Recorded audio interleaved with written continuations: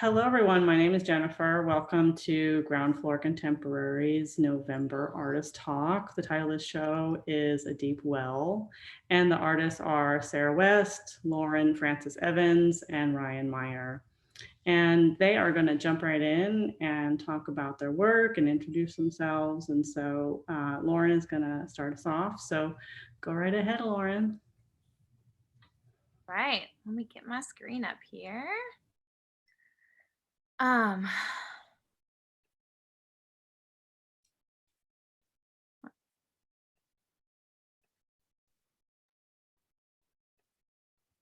y'all seeing my browser with my actual presentation?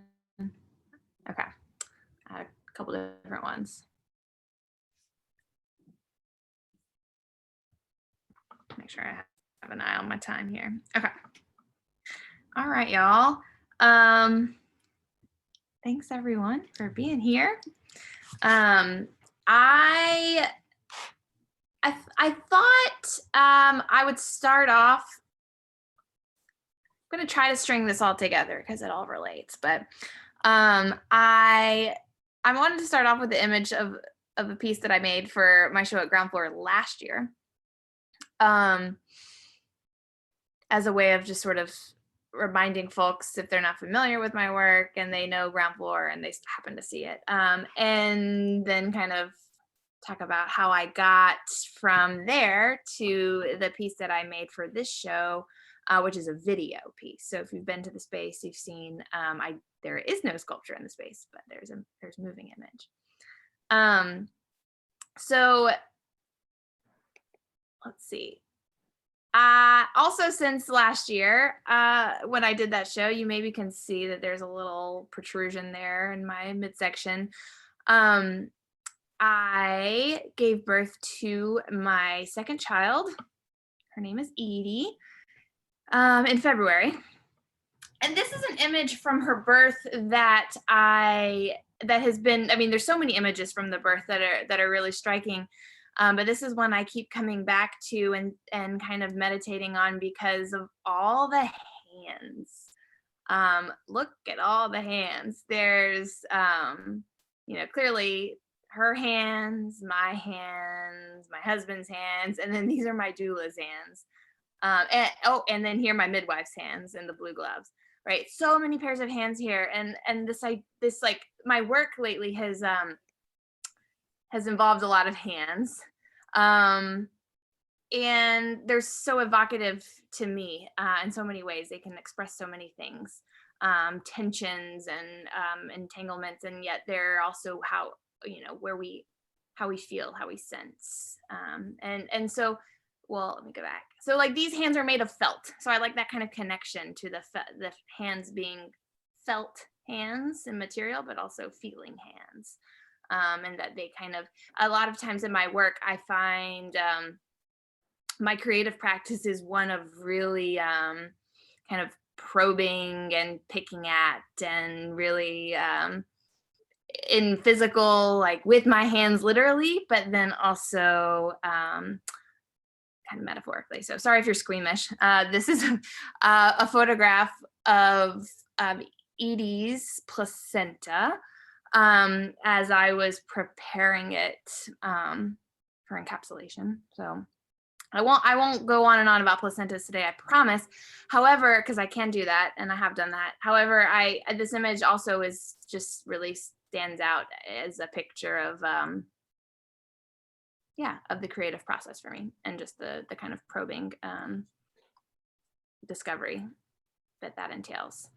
So this was recent, well, this past year, but this wasn't the first time that I've handled viscera.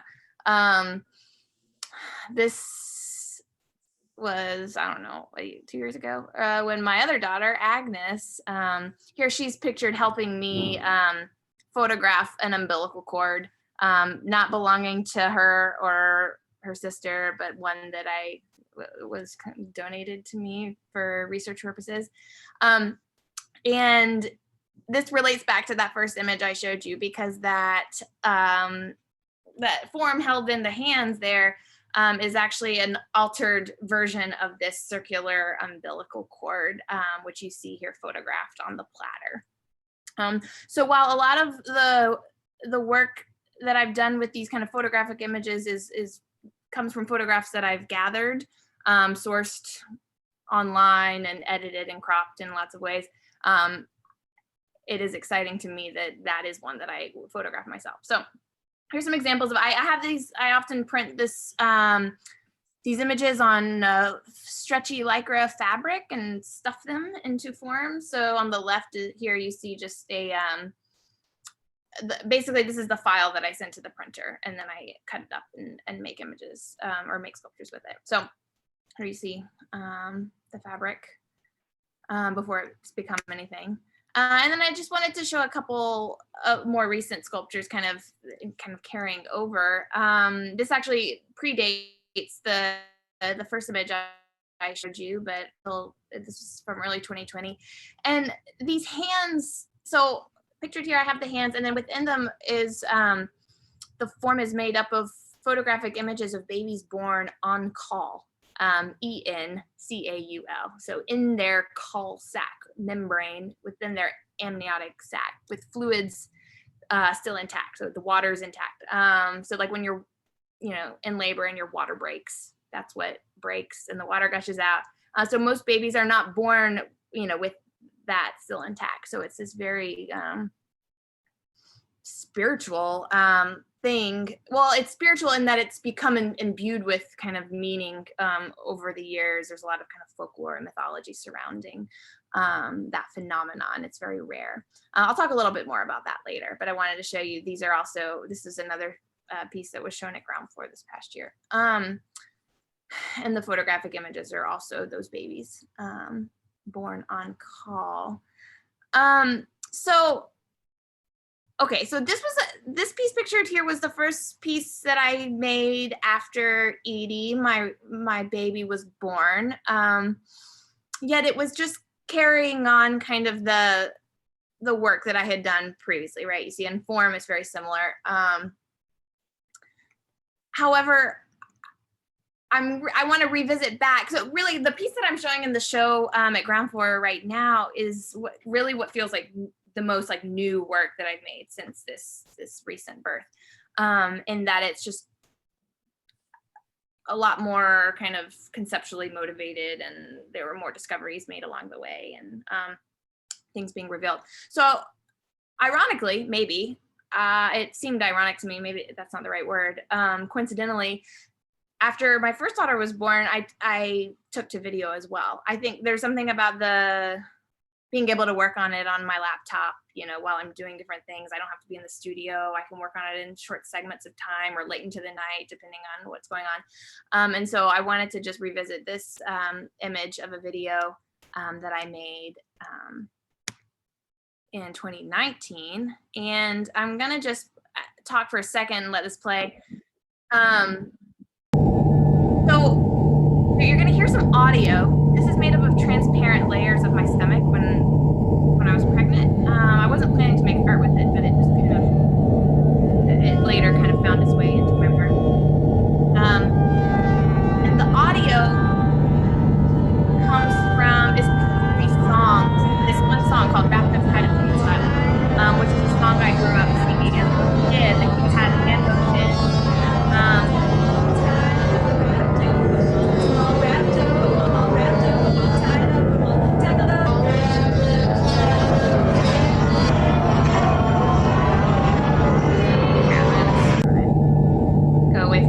But so it's one of many of these, like I like to think, I call them Sunday school songs. I grew up watching these videos that are like VHS tapes with all of these kind of Sunday school songs with hand motions, and they're very much embedded in my psyche, and like there have a lot of nostalgia for them. But then since I've gotten older, I've also grown to like see these songs differently, and they take on meanings that kind of have expanded in many ways. So here are just a couple screenshots from some of them. This Little Light of Mine on the left, and then Deep and Wide. So in the last, since the last year and a half, I guess 2 years, I've been playing with doing some videos where I'm layering these different videos. And here are just some stills from those, deep and wide here. And then this was the Lord's Army. Actually, there's a few of them kind of similar songs, but there was this weird kind of like patriotism, nationalism kind of thing going on there with these kids. Lots there. I don't know if you can see the war memorial there in the background. All I did literally was just overlay these multiple videos and just let them play. Okay, so I guess real quick, you can just do like a couple.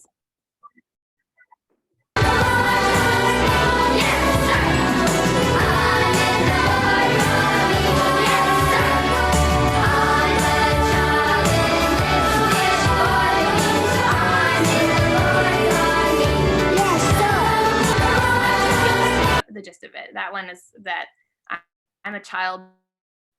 That's kind of the title that I've been using for that. Okay, I'll circle back to that. I'm wrapping it up, but I wanted to then tie it back to these call babies. Okay, so I have these kind of branches of my work that I've been thinking about, like, oh, how do I make it, like those videos, they feel unresolved. I've never shown them. They're things that I like feel compelled to work through some ideas with. And these call babies, I feel like have a lot, there's so much more to explore with those. So I've done those sculptures with the stretchy stuff and the hands, right? But there's also, I collect these images like crazy as I see them, in social media and elsewhere, and videos also. But so the call, like, I want to, this is older work, but this image on the left is a piece that's made with beef intestines. So I was thinking, this was back in grad school, 2014, beef intestines, I was thinking of it as a form of this sort of umbilical kind of conduit, this fleshy form. And on the right here is actually pork caul fat, which is used in cooking. But so I got to this idea of the caul baby before actually becoming a mother and thinking about birth, but through this material, this kind of visceral material. I'm like, what does this mean? What is it? So there I am handling some of it. And then a more recent sculpture here on the right, using the same material. Older sculpture on the left here from 2014, and then one that's made this past year. So here I'm trying to like bring this imagery of the call baby, and what I really wanted to do is get these babies to move. So that's kind of what I'm getting to. I'm wanting to make some sculptural work where the babies are moving. Okay. Viscera, this is placenta. I was working with the placenta and just documented that. And that relates, this is relating me to this, this quote that we used to kind of, to get us to the title of the show. I just wanted to read that real quick. This meeting with oneself is at first the meeting with one's own shadow. The shadow is a tight passage, a narrow door, whose painful constriction no one is spared who goes down to the deep well. So these are just in the background images of some previous works. Like I have made a lot of works with these kind of like portals or holes. And that was something that we, in talking about our works kind of as collectively, Sarah, Ryan, and I, that was sort of a thematic element. And so this, when thinking about this piece I wanted to do for the show, I was revisiting this little animation that I made maybe a year and a half ago, using a video of one of these babies. And I was like, I didn't know how to use the software or the technology. So this is me kind of hacking it, an animation. I've learned a lot since then. Okay, so you see the baby, same baby, right? Oops. This is a still from the video from my piece in the show. And I'm coming from this idea of, I'm revisiting also these songs. So this little light of mine, this is the kind of guiding song for the show. And the title is Let It Shine. There's a fire in my belly. So I was thinking about these babies growing in my belly, right? But then also this idea of this sort of angst or this fire in your belly, kind of like in unpacking and dealing with kind of things that have been kind of swallowed down or things that are there. Lots of metaphor there. But so call babies are present. There are some on the right here. There's lots of layers, so transparent layers, as you can see as a theme. On the right here, there's footage of embryonic cell formation. Endoscopic camera footage runs throughout. Here you see the what's called in like birth lingo, the ring of fire, the baby kind of bursting forth. This like transition or threshold moment. There's retinal imagery. These are all stills from the video overlaid. And then I'm just going to close and let this play, and I'm just going to read something that I wrote, and then I'm done. I know I'm running out of time. I'm going to move it.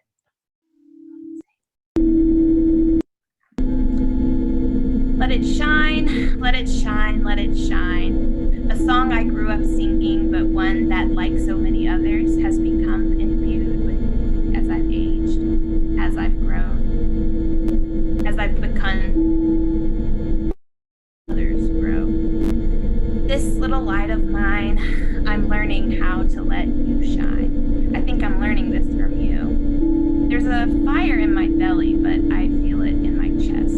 It burns, burns, burns. Solar plexus, ring of fire, the swelling, the welling of things swallowed down, down, down. Transition, so they say, dilation, then descent. The final stage of labor? No, finality, it's a myth. To exert one's powers of body, yes, but also of the soul, wholly there yet thinly veiled, beyond, just barely seen. The light, your light, it blazes though, glaring brightness, backlit, casting, shifting shadows, shadows cast by, casts of me. All mothers shine a little, yes, and artists too, I think, sending up and glimpsing flares, though always flickering, transparently layered, all at once, blending and blurring between, picking and probing at, focused on peeling back, waters somehow still intact. And then I'm just gonna do the final moment.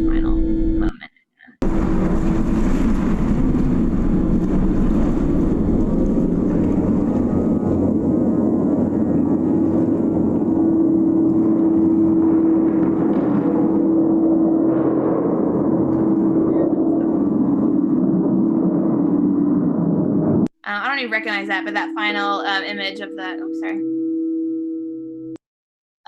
the water swirling is a piece from Anish Kapoor called Descension. So this idea of descending into the well, I thought was evocative imagery. But I talked for long enough. Thank you guys so much for your time. And thank you. That's my final slide. I already exited out, but feel free to reach out. And I look forward to discussion and hearing from our other artists. Thanks, y'all.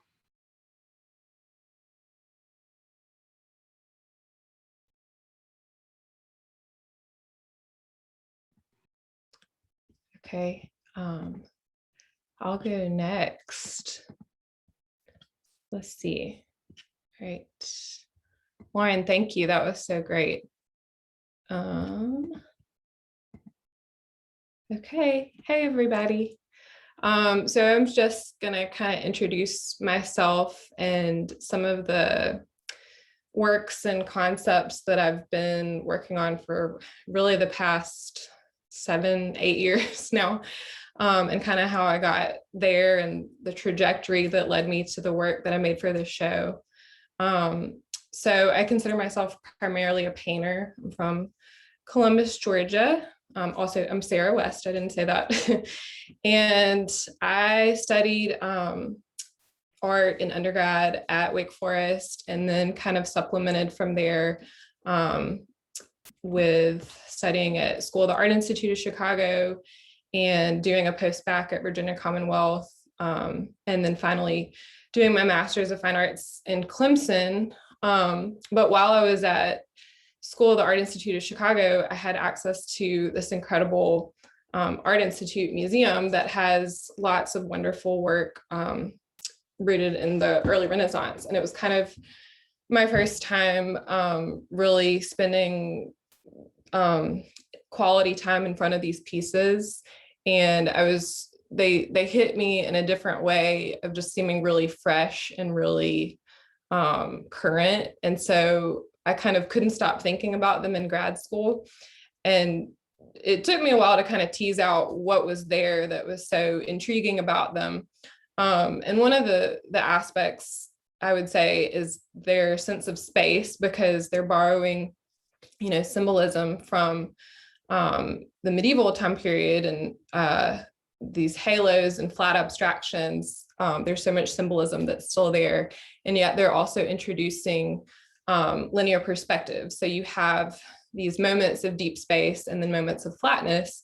And I think what was striking to me about that is that it felt really akin to the way that we experience space today as just contemporary citizens of a digitally influenced world. So both in how technology mediates our experiences of the world virtually, but also actually, in the physical world and how we're physically moving through space.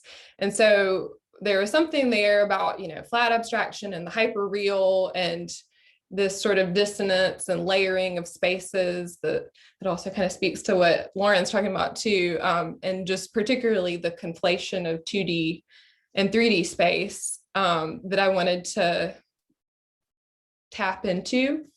So I would say visually, my work has taken on a lot of different forms, but it always kind of comes back to that original inspiration. And then the other thing about the early Renaissance and these paintings is that it provided this framework to discuss themes like devotion and enlightenment that I had always kind of been wanting to explore in my paintings, but had a hard time kind of figuring out an interesting way, basically, to talk about them.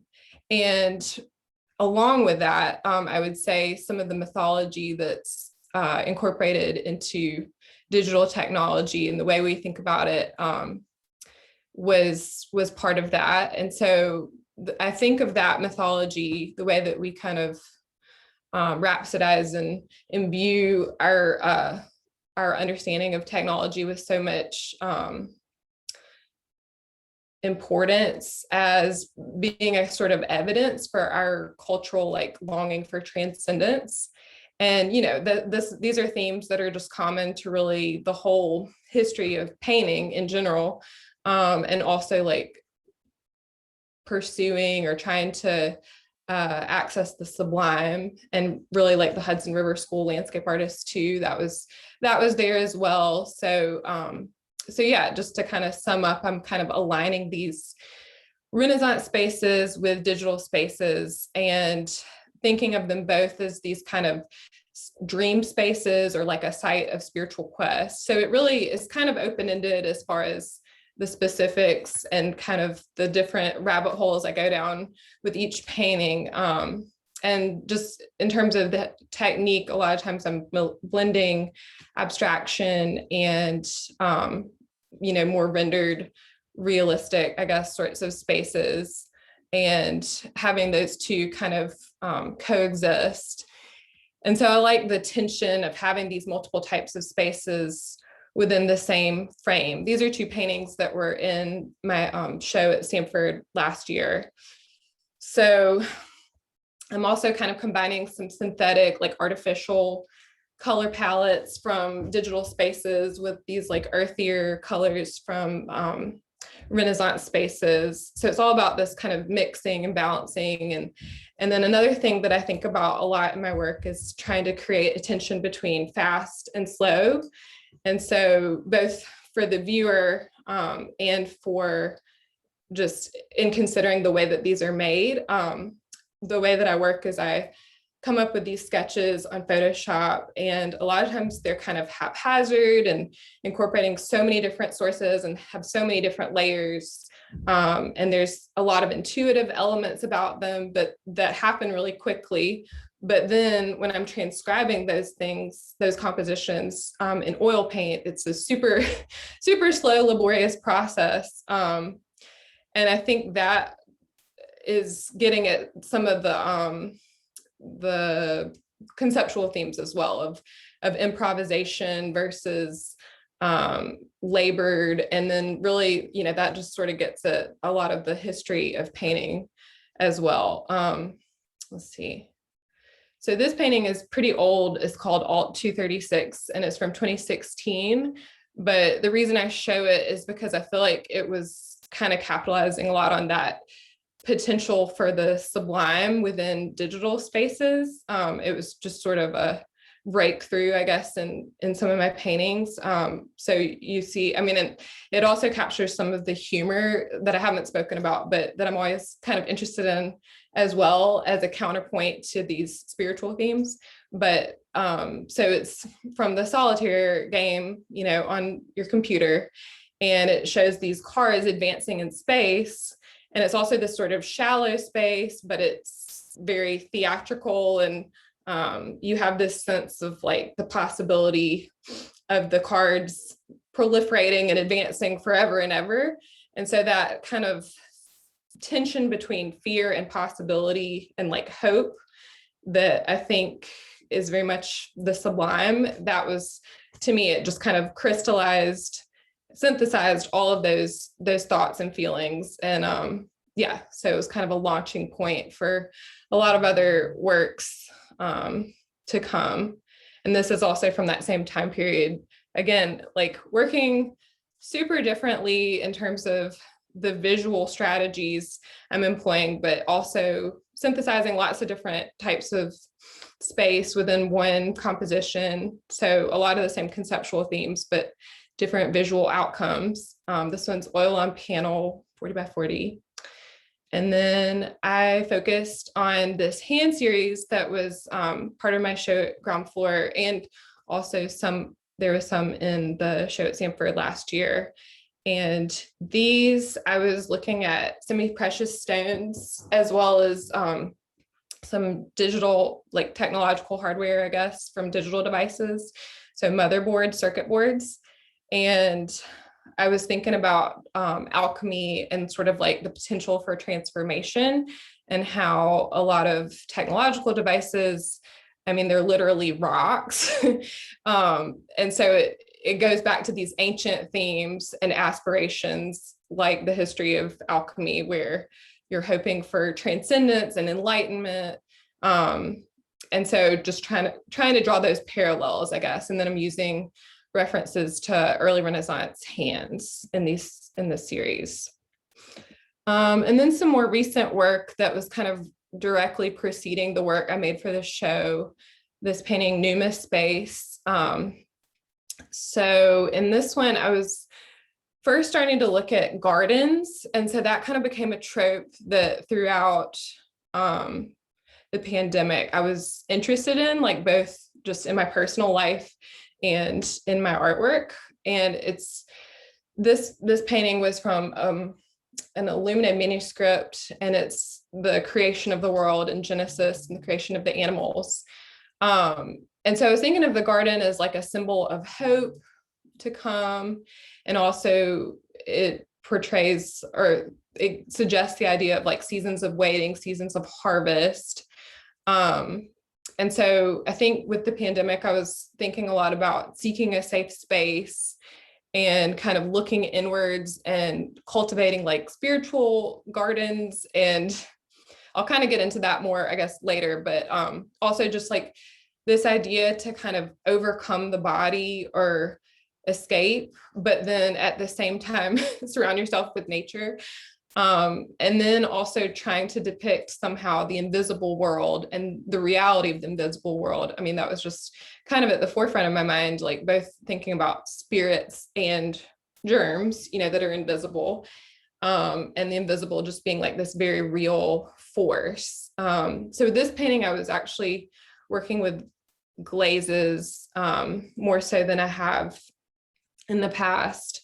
So sort of that old master technique to kind of give more of that sense of illumination.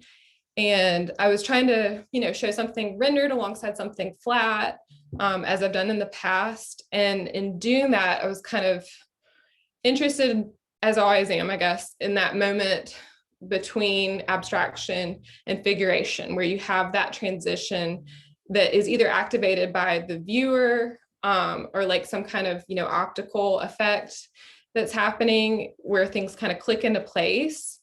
And so that in-betweenness, I think, is just always something I'm thinking about and like playing with, which I feel like also kind of gets at some of Lauren and Ryan's work too. But those like boundary blurring moments, I guess, as I would call them, they can cause us to kind of reflect on, for me, the real presence of a spiritual realm kind of permeating what we see around us. And then the title from this painting is Numa Space. So that word Numa is from breath, which was like a Greek term for describing the soul or like a life force. So again, just kind of in thinking about the pandemic, it was kind of a way of addressing a type of hope and trying to channel, I think, something living and exciting. This one, Infinity Tableau 1, I'm also sort of like combining these different types of spaces using domestic garden imagery. And so this painting and then this painting as well are both in a show that's up right now in Atlanta at a gallery called Take It Easy. And this painting was pretty prominently, I guess, thematically, a part of my show from last year, again, at Samford, where I was kind of responding to the pandemic, but also trying to scramble and make work for this solo show, like so excited about this opportunity, but also so overwhelmed with kind of the chaos that was happening in the world. And so I called this like my sticker sheet painting, where I was kind of trying to, again, synthesize multiple types of forms and spaces. And there's like humor and irreverence there, and trying to kind of create like figures from Dante's Inferno and early Renaissance paintings with emojis and, all these other kind of like more quotidian images around the same kind of scale and all floating in the same space. And that floating space too, I think, kind of became a theme that I've been exploring. And so it was kind of, I think, trying to create like a system or a diagram, and also thinking about scrolling and like the sense of longing of scrolling like on our devices.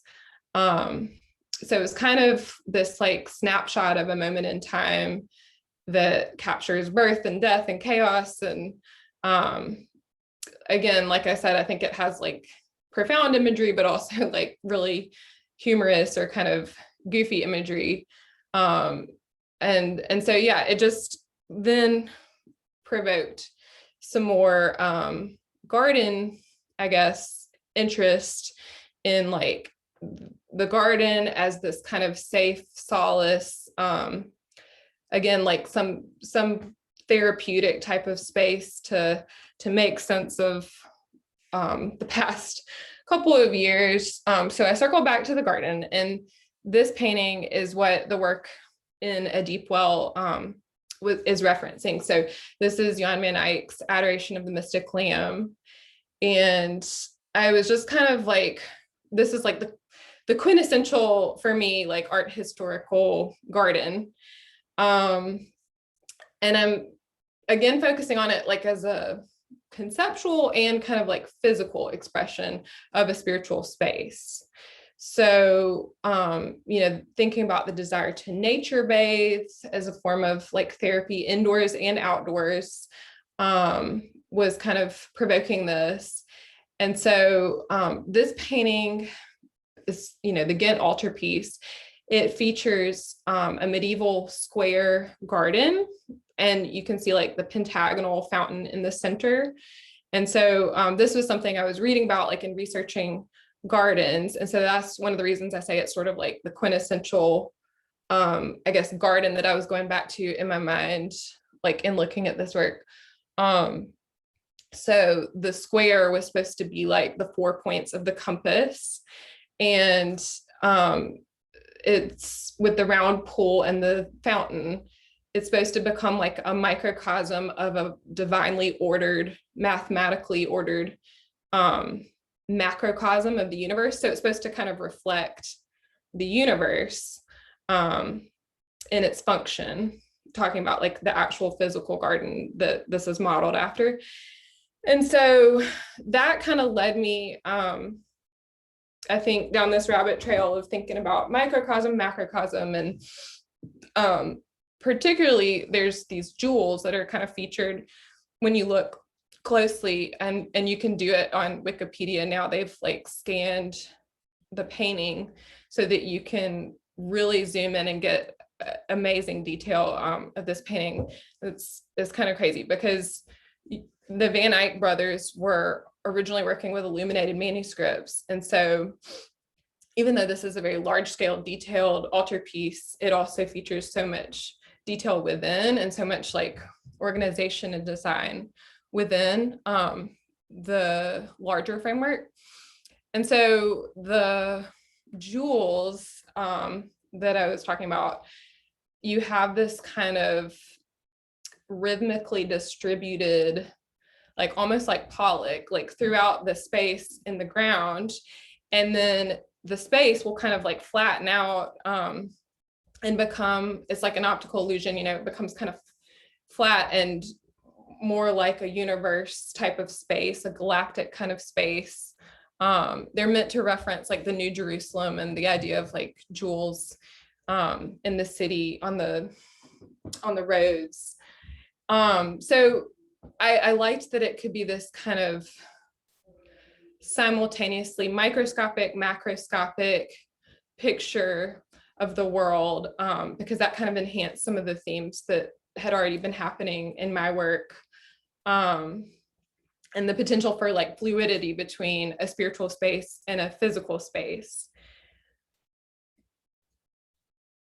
And so also the sort of surrounding spaces, I'll talk about that, that are kind of within these paintings, I'm thinking about as like a frame, and there's sort of like a cerebral, digitally influenced space, where it's kind of like a type of brain space, I guess.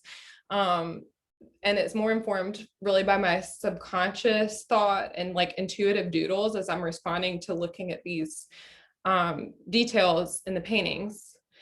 And again, thinking about that sort of fast, slow tension, it feels important to me to have this evidence of the human hand, and like evidence of something imperfect, something, manual in that capacity, and not technical or not technological. But then, of course, the funny thing is I create these sort of intuitive doodles on the computer, then they're rendered with layers and layers of oil paint. So anyways, just my weird way of working. And they sort of become an artifact, I guess. I was thinking about them that way, of the digital kind of relationship I have as a viewer, as I'm looking at these paintings. And so just like in closing, some of my thoughts about that were that it's kind of my deliberate way of doing something, imbuing something with significance that is really a part of the much larger world, like the Ghent altarpiece, and imprinting on something sacred. So yeah, those are some of my thoughts with that work from the show. I think I'm like still kind of making sense of it, but it's been really cool for it to see how it's informed by Ryan and Lauren's pieces too. And it'll be interesting to sort of see what happens from here. But that's it for me. Talked a lot. Thank you all so much for listening.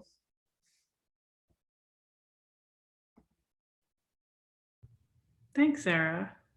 You want to go ahead, Ryan? All right. Get this going here.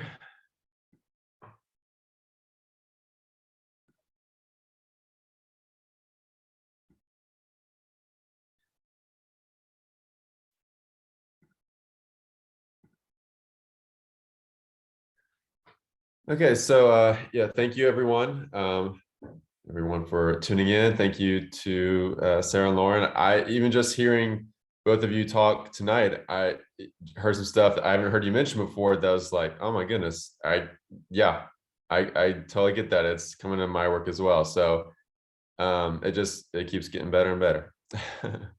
All right, so the work I have up in the gallery is a series of photographs I took about 5 years ago when I was living in California.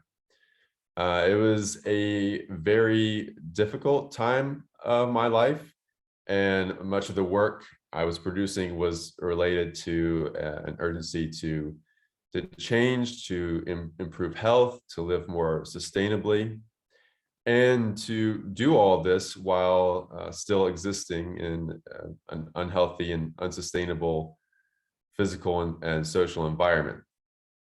So the project I was working on at that time was making or finding what I called demarcated spaces.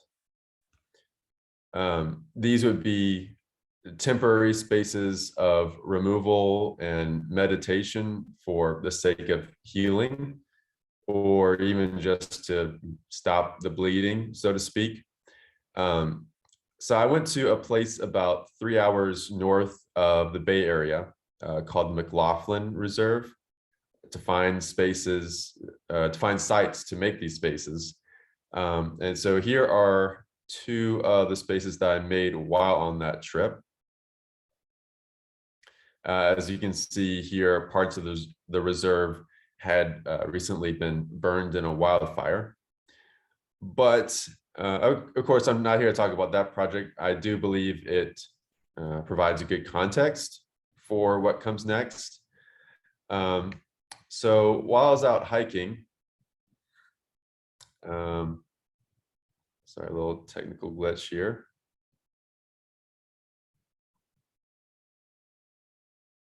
Yeah. Okay. So while I was out hiking, I came across an old warehouse. You can see here from Google Earth that was labeled as a core library. There's mining in the area, so this is where they stored all the core samples that had been taken from the Earth.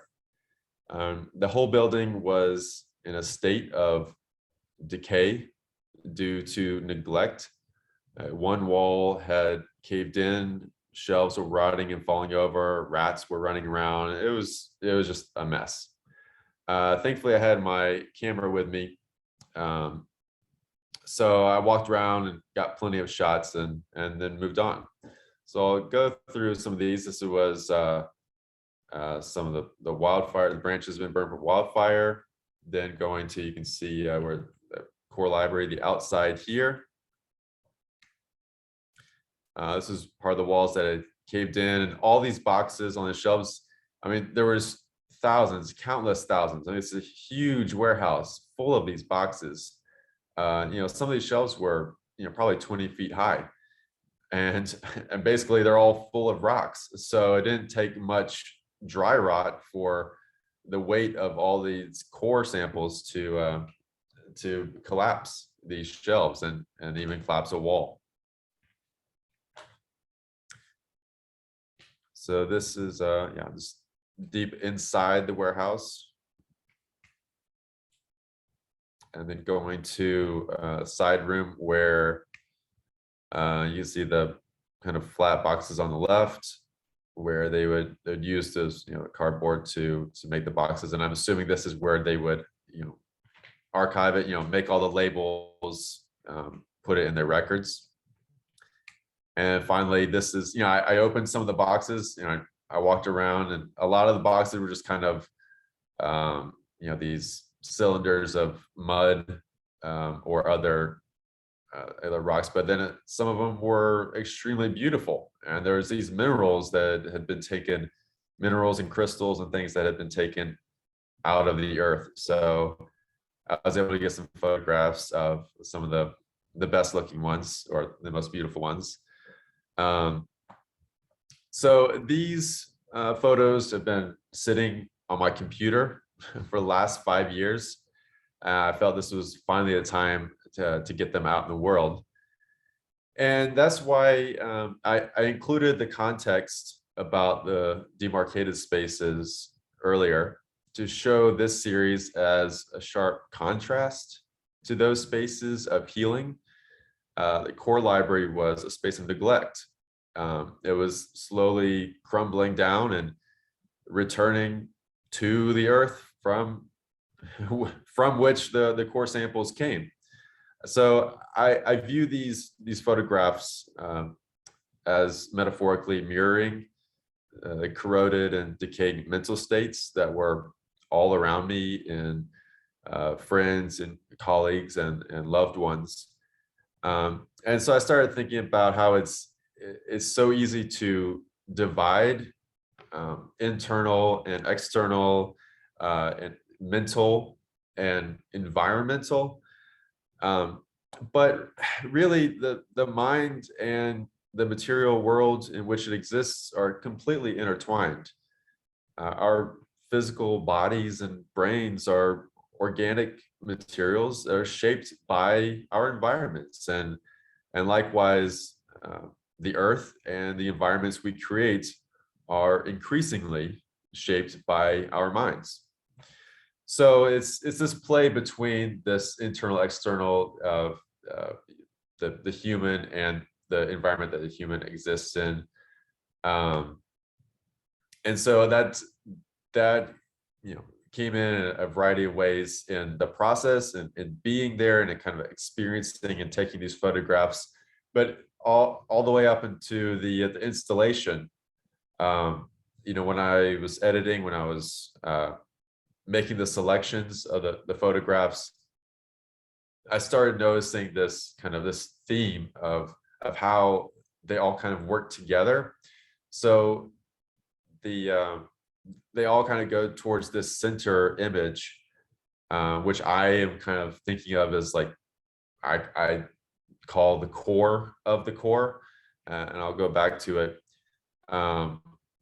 This is the heart of this archive, and there's definitely a symmetry going from the environment, this wildfire environment, to that the outside of the library, to the inside through this collapsed wall, and then finally getting into the middle of it, with this kind of symmetry on the shelves on left and right, the one before it, the shelf on the right, and then the shelf on the left here, and then going kind of back out through this this decayed room, and then finally the core sample itself, which is is straight out of the earth, and just the patterns are also the symmetry of these kind of natural fractals mirroring branches and these natural things that happen. So that's all I have now. I guess thank you for listening, everyone, and I'll turn it back over to Jennifer, I guess.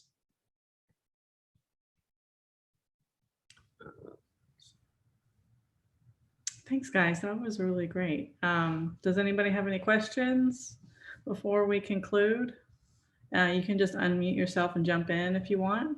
Looks like Sarah is signaling. Yeah. Brian, those first two images, did you build that first one or did you find it?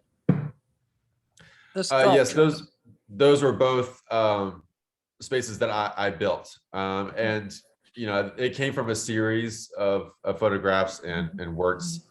Most of them were very kind of lightly built structures, like maybe I would make this rocks that kind of demarcate a space for almost like a hut of branches, or one was this hollowed out tree that I had come across. So yes, both of those that I showed were that I had really arranged in some way. Yes, they're really, really good. I like those. Ryan, I responded, like you said, when you were talking about those pieces, you said to stop the bleeding, right? Yes. That I'm like chewing on that so much, because I'm like thinking about this, like I I don't know, talk about it a whole lot. There's a lot I didn't talk about with mine, but with that image of the placenta and my hands on it, I've been thinking of that in terms of like massaging the wound. Like, cause that like that side that was showing is like the side that would have been attached to my body, that, and this idea of like what's the difference between stopping the bleeding? You got to stop the bleeding, but then this like massaging the wound is a form of healing too, to prevent scarring. I don't know. That's just a cool thing I didn't notice at all. It's so funny. As soon, like, as I was saying that, and I'm still talking, but in my head, I was also simultaneously thinking, oh yeah, Lauren. There have been so many moments of this. It's been so fun. Yes. It just continues to unfold. Yeah. Yes. We really didn't even start talking about, I feel like all of our motivations and connections until we were trying to figure out a title. And then there's still so much. Right. And even one of the things that, another thing that stood out for me that I didn't realize, you know, I don't think maybe just went over my head or something, but even Sarah talking about some of the, you know, these also, I'm probably going to butcher it and how you said it, but you know, these kind of sites of healing or you know, spiritual things happening, and I'm blanking on the words as soon as I say it, but there was stuff that you said that I was like, oh my goodness, yeah, with like the natural world and the nature bathing and like the yes, therapy of like being in, yeah, for sure. And that's like more sort of where my recent headspace has been. I have to bring this up because we talked about The Shining and Ryan, your core of the core, like it's like 1 point perspective, you know, and that's so fascinating because that is kind of a touchstone for all of us as like a vortex. And that's something that Stanley Kubrick, you know, uses a lot in his films. So that almost becomes a connecting point too. We talked about The Shining as well. That's sort of like a para narrative, but I feel like it's there, the vortex, the portal or whatever. So it's funny. Yeah, I managed to not get into it in my talk. I think I just it would have been too tangential. It's not. It's so related. Yeah, that idea of what does it mean to shine? Right. Yeah. We should have just had discussion with you guys, not. No, they did good. Yeah, I feel like we need to definitely continue the conversation. There's a lot that we could benefit from. Just like we need to keep having some studio visits. A bigger show. We need to have a. Okay, well, we'll just go ahead and wrap. I think this was really great. You guys did a super job with the show, so thank you so much. It looks really great, and thanks to everybody for coming. We really appreciate you jumping in and attending our talks. It really makes us happy. So, all right. Farewell, everybody. See you later.